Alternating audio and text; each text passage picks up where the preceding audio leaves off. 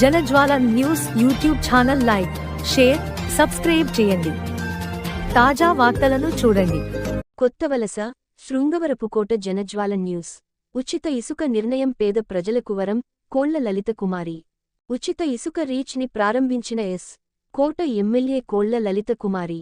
2024 July 8 సోమవారం సాయంత్రం కొత్తవలస మండలం అర్దన్నపాలెం గ్రామంలో తెలుగుదేశం ప్రభుత్వం ప్రతిష్టాత్మకంగా తీసుకువచ్చిన ఉచిత ఇసుక పాలసీలో భాగంగా అర్దన్నపాలెం ఏపీ మోడల్ స్కూల్ వద్ద గల ఇసుక రీచ్ ని ప్రారంభించిన శృంగవరపుకోట నియోజకవర్గ ఎమ్మెల్యే కోళ్ల లలిత కుమారి.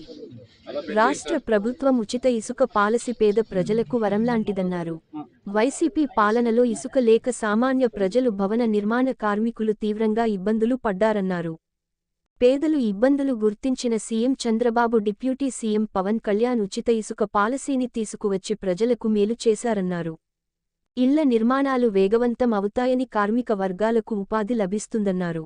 రాష్ట్రంలో గత వైసీపీ ప్రభుత్వ హయాంలో వైసీపీ నేతలు ఇసుక మాఫియా చేసి దోచుకున్నారని, ప్రజలకు ఇసుక లేక చాలా ఇబ్బంది పడ్డారని, ఎన్డీఏ ప్రభుత్వం ఏర్పాటు అయిన 20 రోజుల్లోనే ఉచిత ఇసుక పాలసీని తీసుకువచ్చి ప్రజలకు న్యాయం చేసిందన్నారు.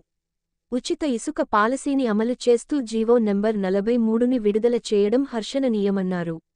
ఈ ప్రభుత్వం బడుగు బలహీన వర్గాల అభ్యున్నతికి, రాష్ట్ర ప్రగతికి బాటలు వేస్తుందన్నారు. ఈ కార్యక్రమంలో కొత్తవలస మండల తెలుగుదేశం, జనసేన, బీజేపీ నాయకులు, కార్యకర్తలు, మహిళలు తదితరులు పాల్గొన్నారు.